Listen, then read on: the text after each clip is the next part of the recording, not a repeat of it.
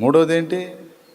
భూమి మీద పుట్టేదానికి నిర్ణయ కాలము, జీవితంలో మనం పొందాల్సినవి పొందేదానికి నిర్ణయ కాలం, పోయేదానికి కూడా నిర్ణయ కాలం ఉంది. అది 90వ కీర్తనలో మోషే గారు చెప్పాడు. నరులారా తిరిగి రండని దేవుడు పిలుస్తున్నాడట, మనిషిని మంటికి మారుస్తున్నాడట.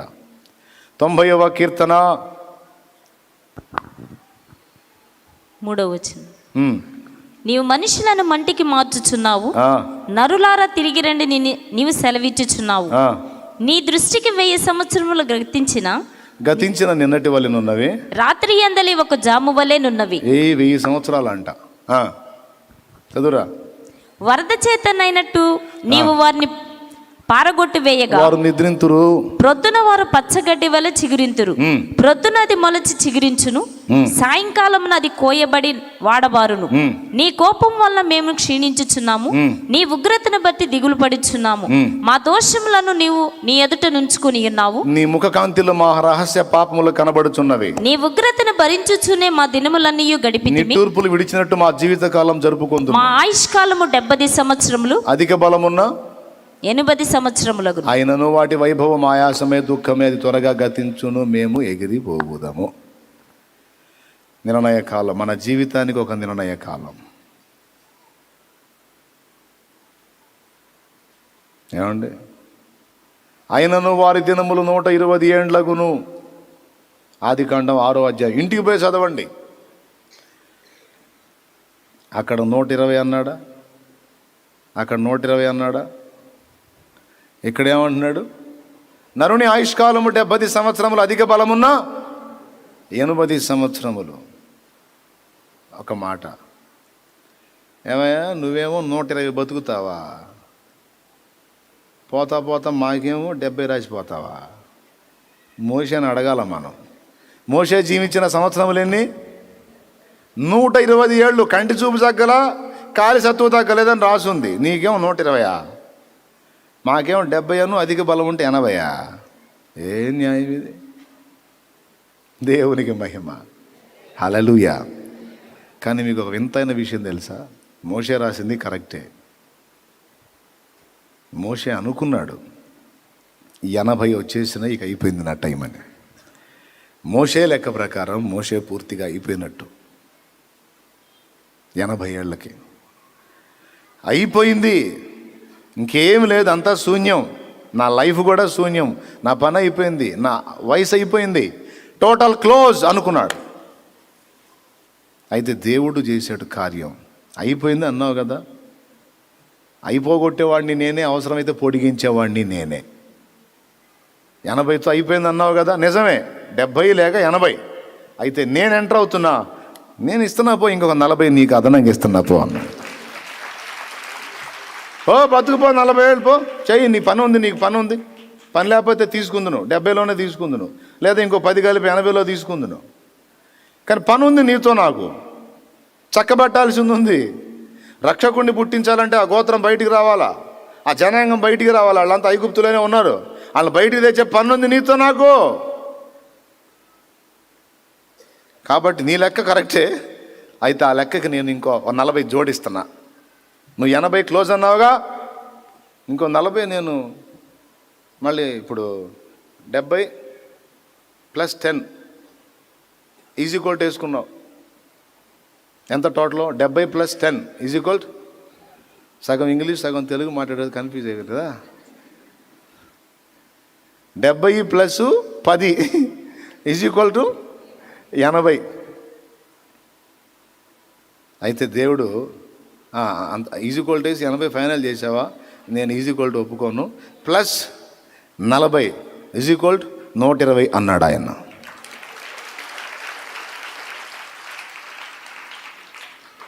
అంతే కదా. ఆయన వేసుకుంది ఏంది? నరుని ఆయుష్కాలం 70, అధిక బలం ఉంటే ప్లస్ ఒక 10, ఓ 10 ఈజీ కోల్ట్. నువ్వెవరు వెంటనే ఈజీ కోల్ట్ చేయడానికి? ఆ ఈజీ కోల్ట్ చేసి 80 వేసుకున్నావా? ఓకే, నేను ఆ 80 పక్కన మళ్ళీ ప్లస్ వేసి ఓ 40 రాసేసాపో.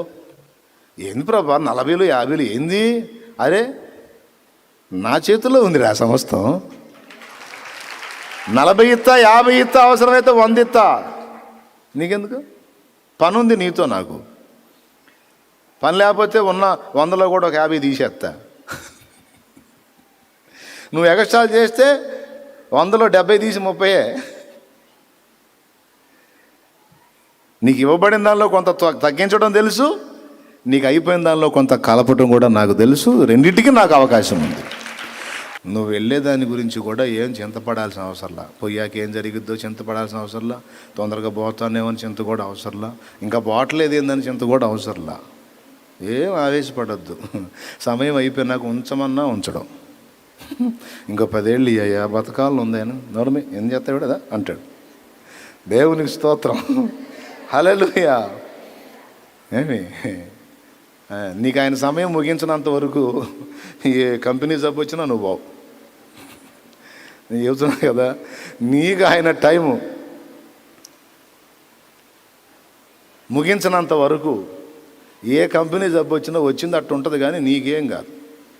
ప్రభా నాకేం కానప్పుడు చాలా కాలం బతకడానికి అవకాశం ఇచ్చినప్పుడు ఈ జబ్బు కూడా తీసేయచ్చు కంటే అది తీసాను, అది తీసేస్తే నువ్వు మాటను, నా కృప నీకు చాలు, అది ఉండాలి అంతే అంటాడు ఆయన.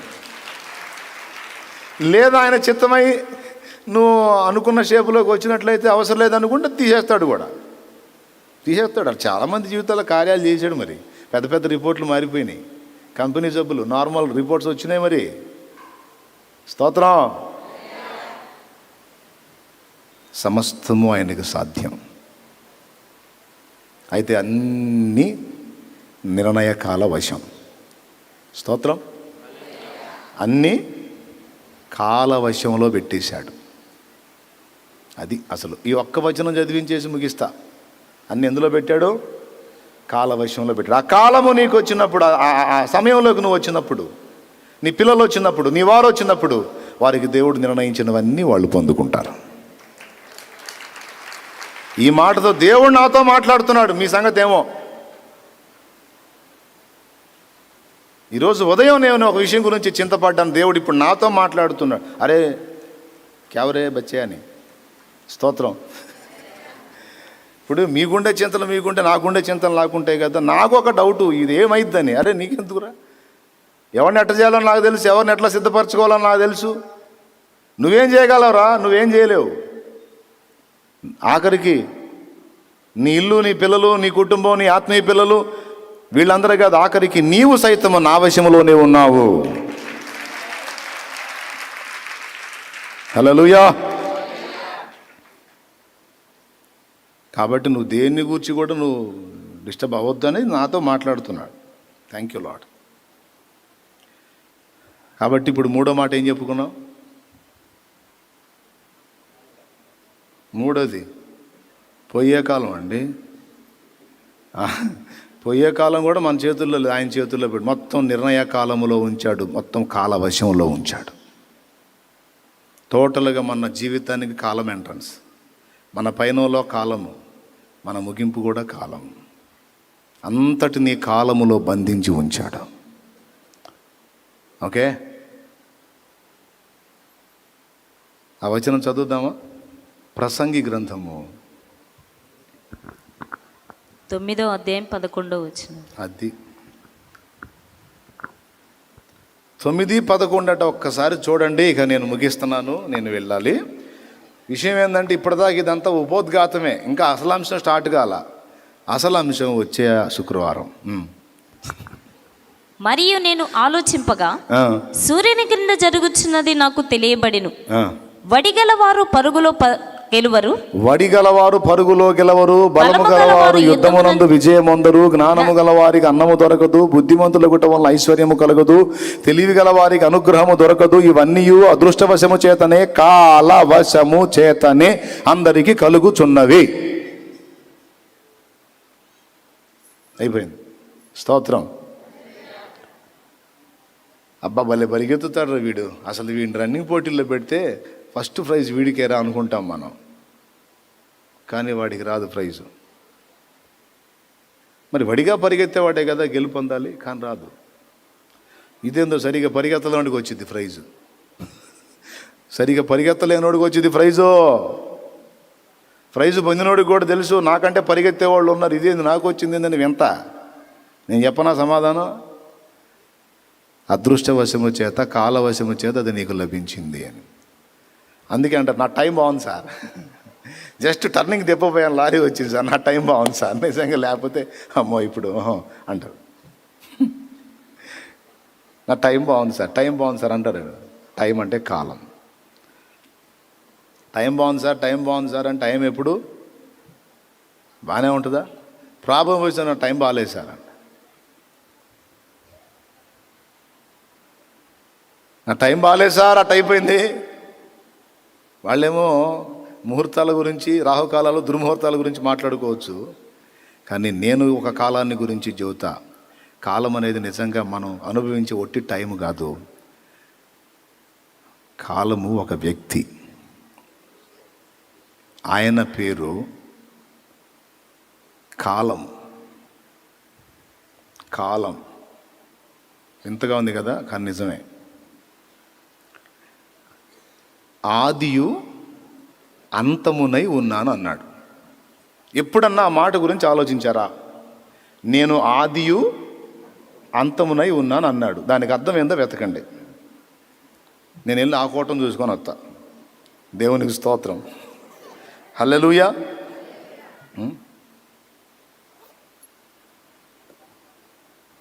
వెతకండి. నేను ఆదియు అంతమునై ఉన్నాను అన్నాడు. ఆది అంటే ఏంది? ప్రారంభం, ఒక కాలం. అంతము అంటే ఏంది? ముగింపు, ఒక కాలం. టోటల్గా కాలం. మనము ఆయన యందు ఉన్నాము, ఆయన యందు ఉండి ఉనికి కలిగి చరించుచున్నాము అన్నాడు. అసలు ఆయన యందు మనం ఉండటం అంటే అర్థమైంది. ఇందా చదివారుగా మీరే అపోస్తుల కార్యం 17లో 26 నుంచి. ఆయన యందు ఉండటం ఏంది? లోకస్తులకు తెలియదు కాబట్టి వాళ్ళు వేరే వేరే అనుకుంటారు. మనకు తెలుసు వాక్యం. అందుకే అదృష్టము అంటే మన అదృష్టము యేసు. అన్యులు అనుకునే అదృష్ట దేవ ఒకటి ఉంది, అది వేరు. మళ్ళా అసలు ఒరిజినల్గా మనకు అదృష్టం అంటే ఎవరంటే యేసు. అర్థమైందా? మన కాలం ఎవరు అంటే యేసు. యేసయ్య నీ జీవితంలోకి ఎంటర్ అయ్యాడంటే, నువ్వు యేసయ్యలోకి వచ్చేసావంటే ఇక టైం బాగాలేదు సార్ అన్న డైలాగ్కే ఆస్కారం లేదు. ఇక ఫినిషింగ్ టచ్. యేసయ్యలోకి నువ్వు ప్రవేశించిన తర్వాత ఏం చేద్దాం సార్, బ్యాడ్ టైం సార్, నా టైం బాగాలేదు అనే డైలాగ్కి ఆస్కారమే లేదు. ఎందుకంటే యేసు నీకు ఎప్పటికీ శుభకాలమే కానీ అశుభకాలం కాదు.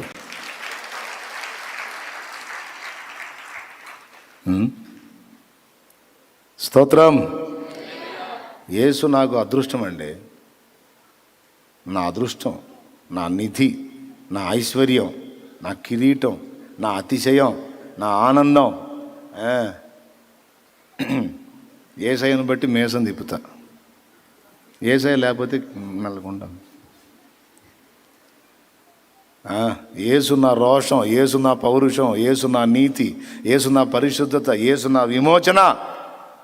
ఇక మీరు ఏది ఔన్నత్యం కలిగినవి అనుకుంటారో అవన్నీ నాకు యేసే. కాబట్టి మన అదృష్టం ఎవరో, మన కాలం ఎవరో? యేసులో ఉన్నాం, యేసులో ఉనికి కలిగి చరిస్తున్నాం. ఇంకా ఎవరన్నా యేసయ్యలోకి రాలేదా? అట్టయితే నీ టైం బాగాలేదు.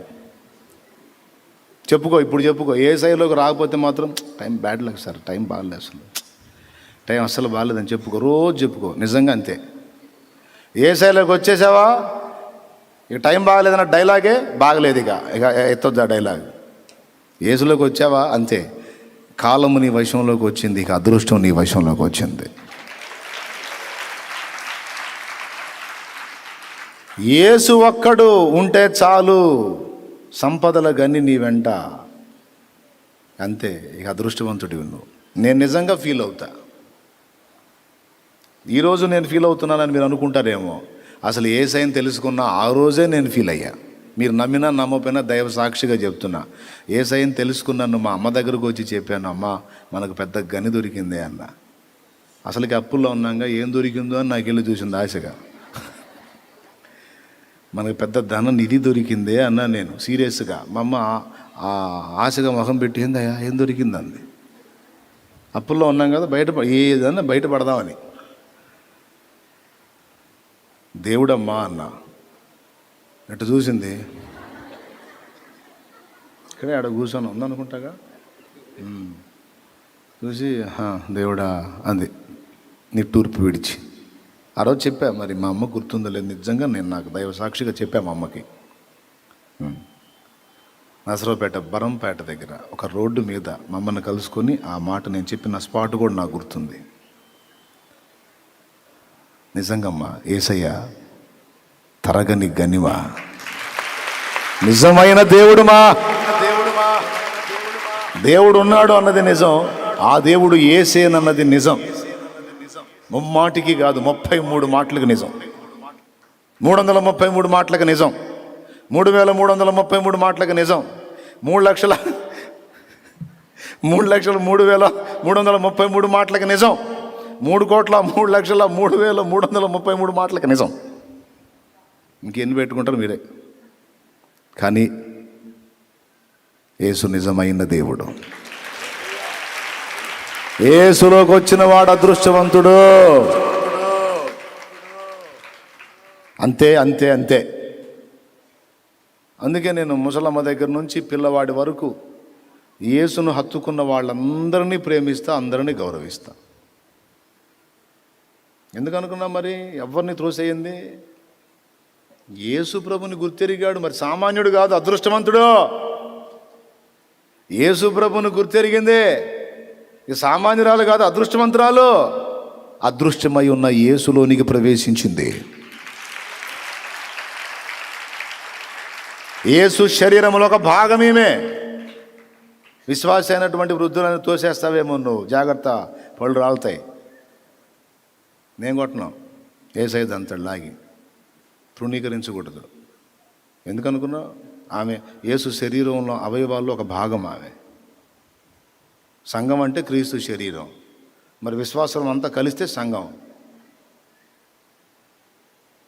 అయిందనుకున్నాం. మరి రక్షణ పొందిన బిడ్డను తిట్టకూడదు, వాడు కూడా యేసు శరీరంలో ఒక భాగం. రక్షణ పొందిన కూతురుని తిట్టకూడదు, ఆమె యేసు శరీరంలో ఒక భాగం. ఆ బిడ్డను తిడితే యేసయ్యని తిట్టినట్టే. అందుకే పళ్ళు రాలుతాయని చెప్పింది. స్తోత్రం, హల్లెలూయా. అందుకే ఎంత జారినా క్షమాపణ అడుక్కో. నేను చెప్పింది నిజమా అబద్ధమా? లేఖనంలో ఉందా లేదా? ఏముంది? ఏదో ఒకటి ఉందా? క్రీస్తు రక్తములో కడగబడిన పరిశుద్ధులందరూ కూడా ఆయన శరీరములో భాగం. వాళ్ళకి ప్రత్యేకమైన విలువ ఉంది. పిచ్చి పిచ్చిగా వ్యవహరించకూడదు వాళ్ళతో.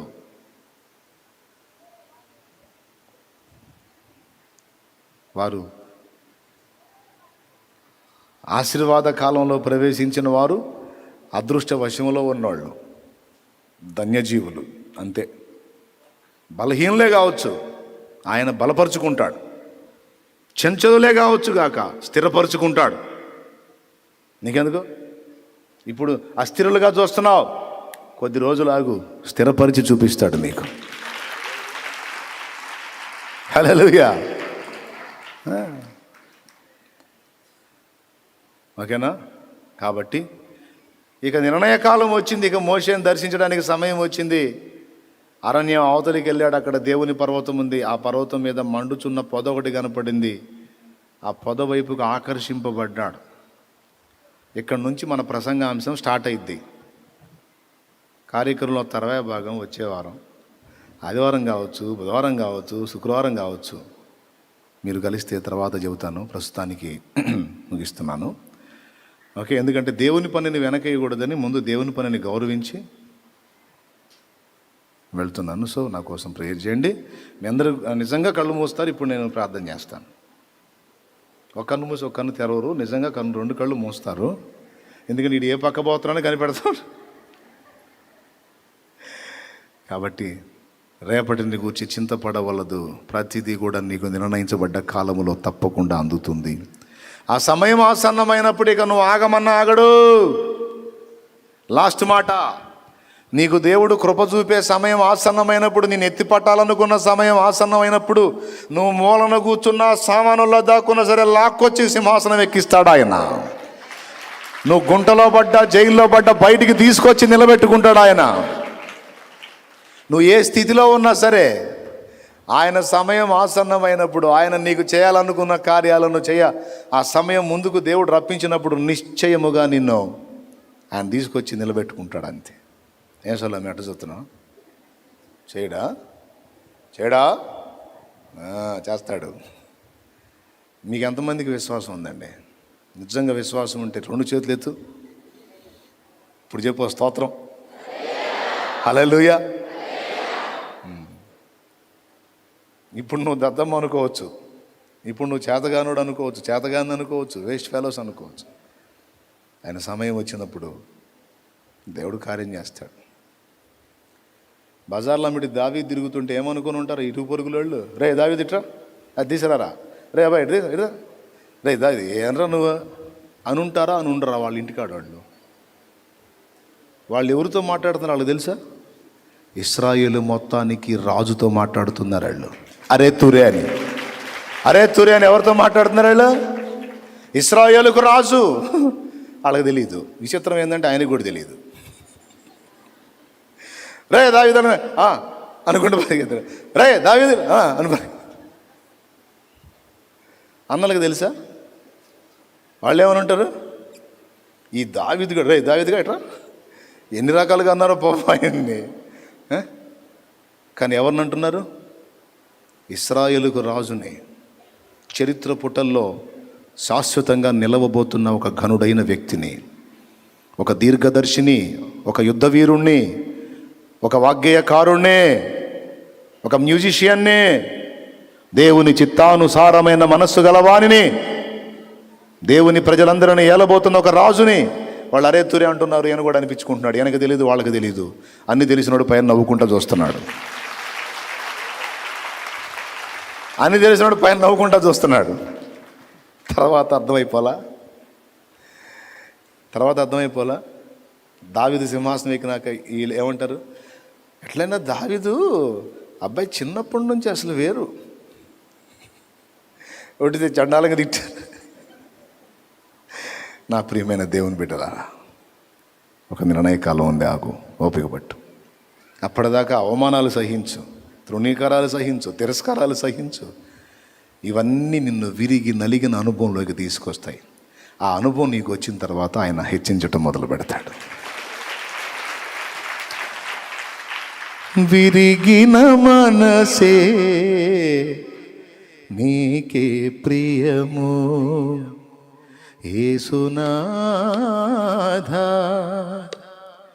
ఉన్నతమైన స్థలములయందే నివసించువాడా. నేను ఉన్నతమైన స్థలంలో నివసించువాడనైనను, విరిగి నలిగిన మనస్సు గలవారి యొద్ద నేను నివాసం చేస్తున్నానన్నావే. నువ్వు నా దగ్గర నివసించాలంటే నా హృదయం విరిగి నలిగిపోవాలా? అట్లయితే రా. ఎన్ని విమర్శలైనా తట్టుకో, ఎన్ని నిందలైనా భరించు, ఎంత ఆకలైనా, ఆవేదనైనా, ఆర్థిక ఇబ్బంది అయినా, దూషణలైనా, అవమానాలైనా ఓరిమితో సహించు. దేవుడు నీకు నిర్ణయించిన నిర్ణయ కాలం ఒకటి ఉంది. అప్పుడు ఇవన్నీ ఆపోజిట్లో మారిపోతాయి. కన్ఫామ్.